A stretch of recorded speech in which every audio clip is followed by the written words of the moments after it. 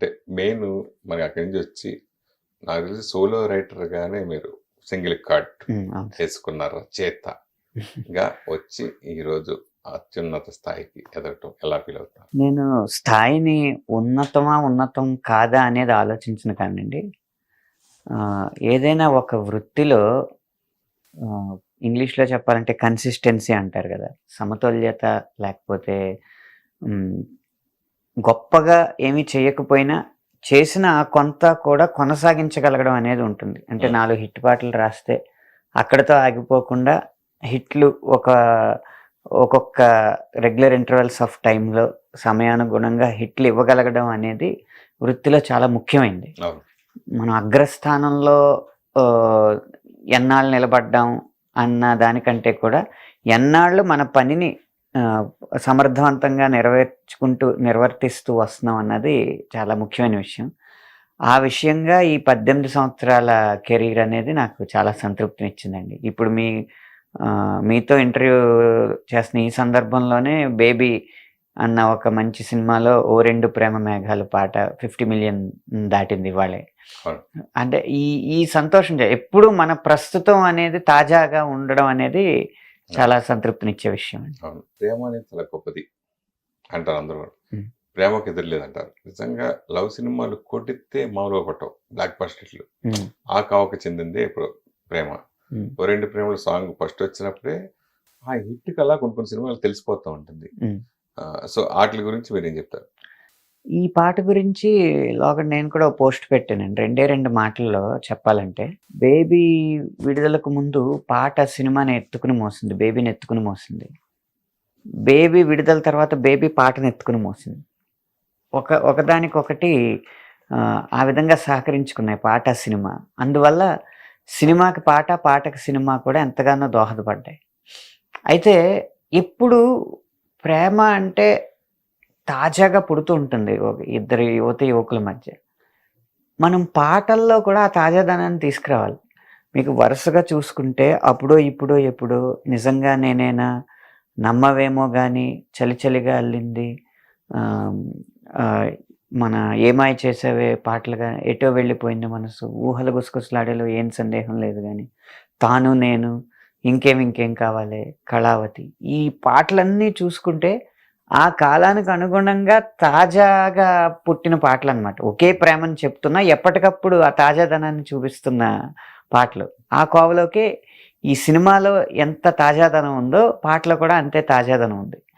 నిజంగా నేనేనా పాటలో నేను ఏ భావాలైతే వ్యక్తపరిచానో అయ్యే వ్యక్తపరచుంటుంటే ఈ పాటకి ఈ కన్సిస్టెన్సీ ఉండేది కాదని నా అభిప్రాయం. బాగా సంగీత పరిజ్ఞానం ఉన్న వాళ్ళకి 'బేబీ' సినిమా పాటలు విన్నప్పుడు టక్కన గుర్తొచ్చింది 'సీతారామం' సాంగ్స్.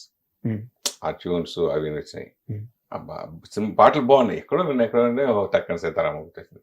అలాంటి విమర్శలు సంగీతాన్ని కావచ్చు, పదాలు అయితే ఇంక తప్పదు కదా. ఏ పదాలైనా మనకు ఎప్పటికప్పుడు అవి రిపీట్ అవ్వకుండా ఇవే ఉంటాయి కాబట్టి. సో అట్లా వచ్చినప్పుడు మీరు ఎలా తీసుకుంటారు అట్లా? ఎవరైతే గుర్తొచ్చినాయి అనుకున్నారో వాళ్ళ అమాయకులు అనుకుంటానండి. ఎందుకంటే సంగీతం అనేది 12 స్వరాల మధ్య నడిచేది. భాషకైనా 56 అక్షరాలు ఉన్నాయి. సంగీతం తక్కువ సంగీతం తక్కువ సంగీతం 7 స్వరాలు, ఆ మధ్యలో ఉన్న అర్ధ స్వరాలు కలిపితే 12 స్వరాలు అవుతాయి. ఏదైనా ఎక్కడో విన్నట్టే ఉంటది. కానీ ఇప్పుడు 'సీతారామంలో' ఈ పాట ఈ తాళంలో చేస్తే ఇందులో ఈ పాట ఈ తాళంలో చేశారు, అదే రాగంలో అదే తత్కారంలో చేశారని ఎవరు సాంకేతికంగా నిరూపించరు. ఏదో వాళ్ళకి అప్పుడున్న అప్పటికి వాళ్ళకి ఏ భావోద్వేగాలు ఉన్నాయో మనకు తెలియదు. విన్న వెంటనే అలా ఉందా అని అంటూ ఉంటారు. కానీ 'సీతారామం' పాటలకి 'బేబీ' పాటలకి సంబంధం లేదు. ఆయన గొప్ప స్వరకర్తే, ఇతను కూడా మంచి ఉత్సాహవంతమైన అనుకున్నది వాస్తవమే కానీ అది మీ దృష్టికి వచ్చింది అంటారు. రాలేదు. దాని గురించి అనుకున్నా కూడా అది వారు ఇంకొంచెం సంగీత పరంగా ఇంకొంచెం అవగాహన పెంచుకోవాలని అర్థం. ఇంత సంగీతం పట్ల ఇంత పరిజ్ఞానం, ఇంత అవగాహన ఉన్న మీరు ఎందుకు సంగీత దర్శకులు కాలేకపోయారు? ఆ ఇంట్రెస్ట్ ఎందుకు లేదు? అంటే ఇప్పుడు పాట 3 భాగాలు కదండి. పాట రాయడం, పాటను స్వరపరచడం, పాటను పాడడం. ఈ వృత్తుల్లో ఏ వృత్తిలో ఉన్నా కూడా అవతల 2 వృత్తుల మీద అవగాహన ఉండడం ఈ వృత్తికి చాలా దోహదపడుతూ ఉంటుంది. అంటే స్వరకల్పన చేయగలిగామనుకోండి, నేను రాసిచ్చిన పాటని ఒక్కొక్కసారి లిరిక్ ముందు రాసినప్పుడు ఏదో ఒక తాళంలో, ఏదో ఒక రాగంలో, లేదా ఏదో ఒక స్కేల్‌లో, ఏదో ఒక టెంపోలో పాడి నిర్మాతకు వినిపిస్తే అది పాట అని ఆయన నమ్ముతాడు. లేపోతే ఒక కాగితం మీద పాట రాసిస్తే ఇది పాట అని త్వరగా దాన్ని నమ్మలేరు కదా! అది ఇంత గొప్ప పాట అని చెప్పలేరు కదా! దానికి మిగిలిన పాడగలగడం, స్వరకల్పన చేయగలగడం అనే విద్యలు నేను రాయగలిగే విద్యకి దోహదపడుతున్నాయి వినిపించడానికి. కానీ ఏదైతే మనం మాస్టరో, దేంట్లో అయితే మనం పరిశోధన చేసామో, ఎక్కువ అధ్యయనం చేసామో, అవగాహన పెంచుకున్నామో, దేని మీద అయితే మనకి కమాండ్ ఉందో దాన్ని, ఆ చెట్టుని, ఆ కొమ్మని పట్టుకుని ఉంటే అదే మనకు పట్టుకొమ్మ, అలా నిలబడి ఉంటాం. మళ్ళీ మారామనుకోండి, ఇప్పుడు స్వరకల్పన చేసినా ఏం చేసినా ఒక సినిమా చేయగలం, ఆ తర్వాత ఇంకేం చేయలేం. అంటే జనరల్గా కొన్ని కొన్ని కాంబినేషన్స్ బాగా క్రేజీని తీసుకొస్తాయి, ఆ కాంబినేషన్లో కంటిన్యూ అవుతుంటాయి. ఒక నిర్మాత ఒక దర్శకునితో ట్రావెల్ చేస్తూ ఉంటారు కొన్ని కొంత కాంబినేషన్లో చేస్తూ ఉంటారు. అలాగే కొంతమంది రచయితలు కంటిన్యూగా ఒక బ్యానర్ కంటిన్యూగా పాట ఉంటుంది. అయితే ఆ దర్శకుడు తీసే ప్రతి సినిమాలో ఆ రచయితకి పాట ఇస్తూనే ఉంటాడు, అలాగే నిర్మాత ఇస్తున్నాడు, అలాగే హీరో కూడా అలా హీరో. అలా మీ కెరీర్ తీసుకుంటే అలా మీకున్న నిర్మాతలు ఎవరు, అలా మీకున్న దర్శకుడు ఎవరు, అలా మీకున్న హీరోలు ఎవరు? అంటే సంగీత దర్శకులు ఎక్కువండి. నేను ఒక నిర్మాతకి ఎక్కువగా పనిచేయడం, ఒక దర్శకుడికి ఎక్కువ పనిచేయడం అని నా కెరీర్‌లో సంభవించలేదు. కానీ కీరవాణి గారికి ఎక్కువగా పాటలు రాశాను నేను. ఎక్కువ కీరవాణి గారికి రాశాను. ఇంచుమించు 80 పాటల దాకా కీరవాణి గారికి రాశాను. ఎలా బాగుంది ఇట్లా? ఇంకా ఆయన ముందే చెప్తారా ఇట్లా నెక్స్ట్ మంత్ సినిమాకి ఉంటుంది అట్లా?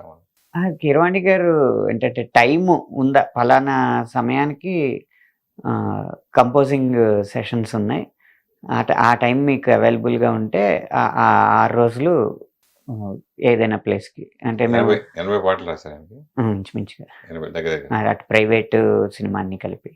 మరి ఆస్కార్ సాధించడంలో చంద్రబోస్కి ఎలా వెళ్ళింది? ఆ 80 పాటలు రాసి ఆస్కార్ ఇప్పుడు చంద్రబోస్ గారు నా మీద ఇంచుమించు 11 ఏళ్ళు సీనియర్ అండి. సో ఆ 11 ఏళ్ళ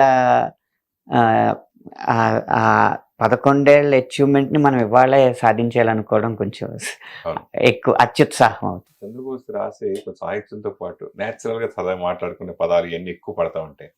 మీది సాహిత్యంతో కూడింది, ఎలా మీకు ఇది సాధ్యమైంది? సాహిత్యం పరకంగా ఎట్లా? అంటే నేపథ్యం ఒకటిని మనకి వచ్చిన సన్నివేశాల బట్టి కూడా ఉంటది కదండి. నాకు భాష మీద పరిజ్ఞానం ఎలా ఏర్పాటు చేసుకున్నారు? భాష మీద పరిజ్ఞానం అంటే మా నాన్నగారు అక్కడ మన పాలకొల్లో రసధుని అని ఒక కల్చరల్ ఆర్గనైజేషన్ ఉంది.